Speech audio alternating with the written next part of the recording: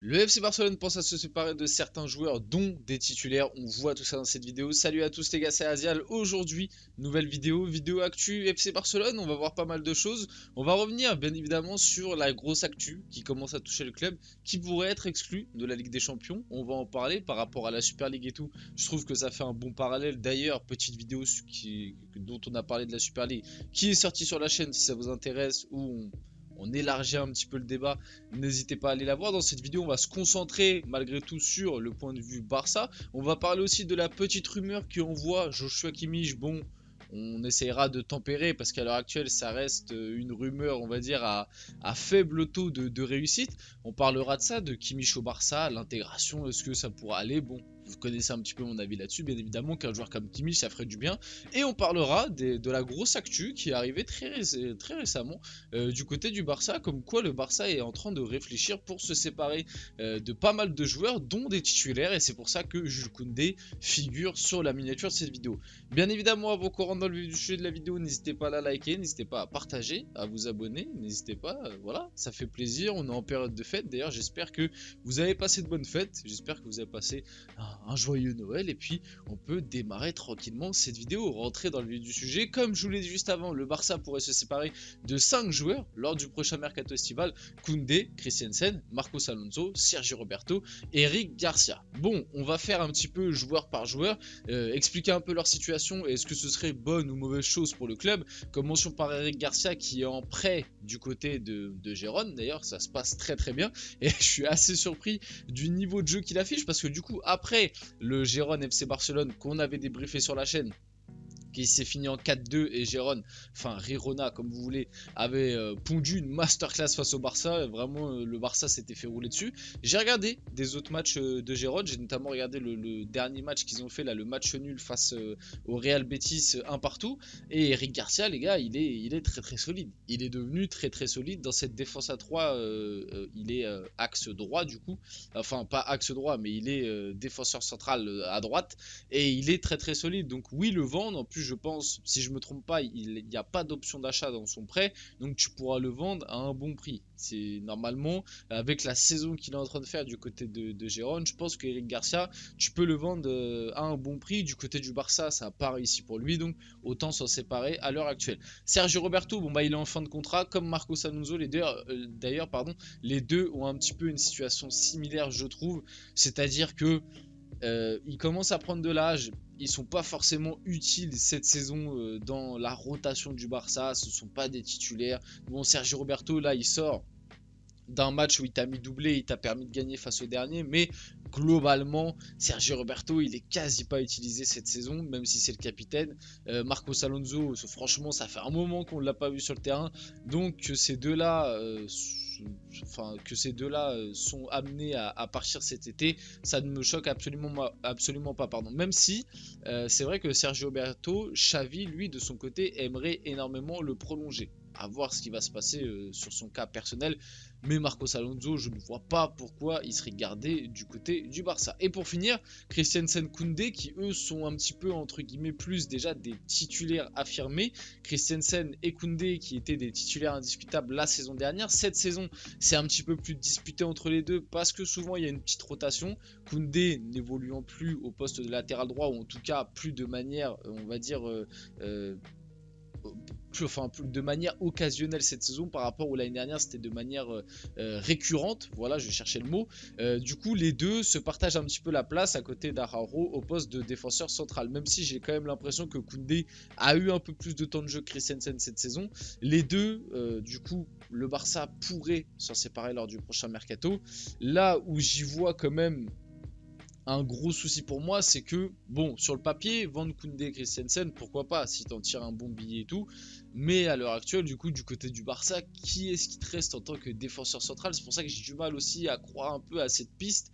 Tu peux pas vendre les deux, surtout que Araujo, on le sait que à l'heure actuelle, il est quand même très convoitisé du côté de l'APL et aussi du Bayern Munich, qui force un petit peu pour son arrivée. Je pense pas qu'il partira cet hiver, mais d'ici cet été, peut-être que Araujo peut se laisser convaincre pour aller rejoindre un projet entre guillemets à l'heure actuelle plus stable que le Barça, parce que le Barça, énorme club, etc., énorme histoire, sur ça rien à dire.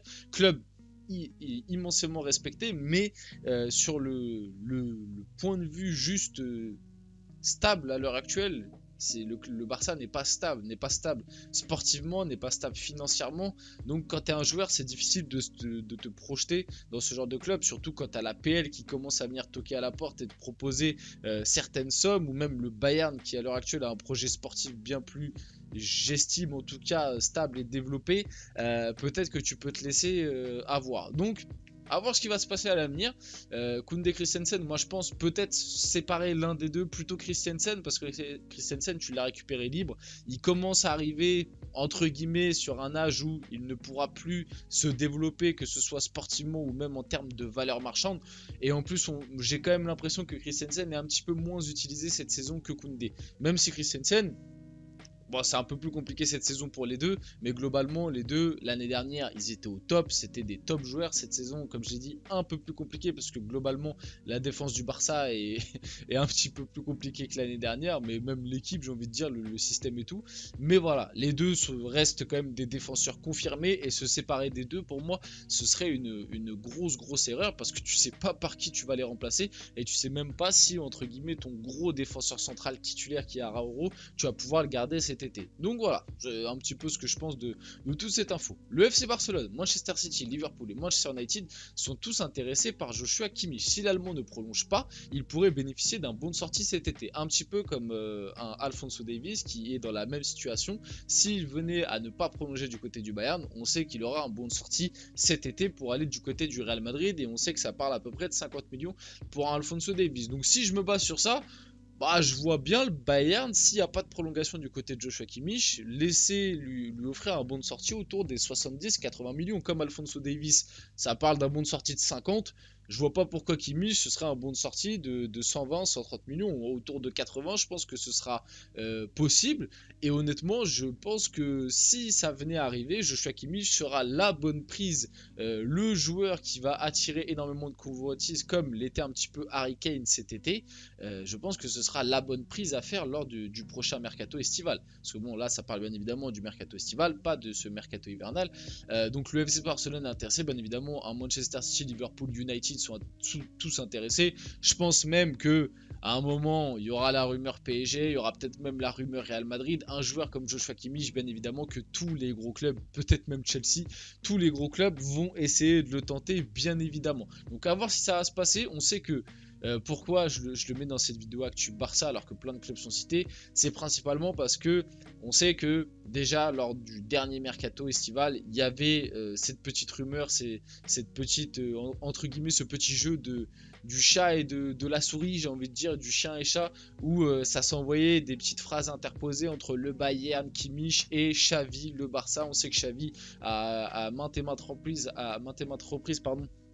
à parler de Joshua Kimmich qu'il aimait énormément, ce qui est logique. Et je crois que Joshua Kimmich, si je ne me trompe pas, il avait déjà expliqué que lui, de son côté, il était fan du FC Barcelone et de Léo Messi. Donc c'est pour ça que tout de suite, il y a eu un rapprochement. Donc à voir si ça va se passer. Comme j'ai dit, à l'heure actuelle, le problème c'est que financièrement le Barça c'est très compliqué, mais si, comme je vous l'ai montré juste avant, le Barça était amené à vendre tous ces joueurs-là, bah, l'arrivée d'un Kimmich serait peut-être plausible dès l'été prochain. À voir ce qui va se passer. Le Barça s'expose à un sévère risque d'exclusion de la Ligue des Champions pour 2 ou 3 ans. Cette possible sanction est liée à une violation du règlement du fair play financier de l'UEFA. L'UEFA exige dans les résultats financiers des activités footballistiques. Or, le Barça a compté dans ses résultats financiers des activités liées aux droits TV, au marketing. Et cela tombe bizarrement juste après l'annonce de la Super League. Pour moi, bien évidemment que c'est lié, et bien évidemment que maintenant l'UEFA va être intransigeant avec certains clubs, notamment les clubs qui commencent à pointer le bout de leur nez dans d'autres compétitions qui peuvent se créer, parce que maintenant du coup la loi est sortie, d'autres compétitions peuvent se créer pour rivaliser avec l'UEFA, pour concurrencer l'UEFA, que ce soit la Super League ou d'autres. Et je pense que maintenant, dès que des clubs tenteront ce genre de choses, ce genre d'initiative, bien évidemment que l'UEFA va être intransigeante avec eux. Donc c'est le cas du côté du Barça, on le sait depuis pas mal d'années, financièrement c'est compliqué, le fair play financier c'est compliqué, c'est pas les seuls. Donc pour l'instant ça reste que au stade de rumeur. J'ai du mal à y croire pour l'instant parce qu'on le sait, à une époque, Manchester City c'est pareil, ils étaient risque d'exclusion de 2 saisons, au final ils n'avaient rien eu. Donc pour l'instant je prends ça avec des pincettes, mais ça pourrait arriver parce qu'il y a le côté Super League et peut-être que l'UEFA cette fois-ci ils vont sévir. Le FC Barcelone menacé d'exclusion de la Ligue des Champions et tout. 9, c'est pour ça que j'ai mis l'info. Du coup l'UEFA devrait rendre sa décision dès le mois de février et 9 grands clubs dont le PSG et Manchester City sont dans le viseur de l'UEFA. Donc vous voyez, il y a d'autres clubs et je pense que cela est fait pour maintenir la pression par rapport à la Super League. Et pour finir la vidéo, le FC Barcelone aurait décidé de rapatrier Chadi Riyad pour l'été prochain, vendu par le club catalan au Real Betis en activant son option d'achat de 7 millions. Il joue défenseur central, donc peut-être que aussi cette rumeur, cette info est là aussi pour pallier le départ d'un Christensen ou d'un Koundé. Et en plus, il est très très bon, pareil, je l'ai vu dans 2-3 matchs, il est plutôt intéressant. Voilà, on finit la vidéo là-dessus, j'espère que la vidéo vous a plu. Si c'est le cas, n'hésitez pas à la liker, à commenter, à partager, à vous abonner. Les gars, c'était Azial, et on se retrouve très rapidement pour une prochaine vidéo.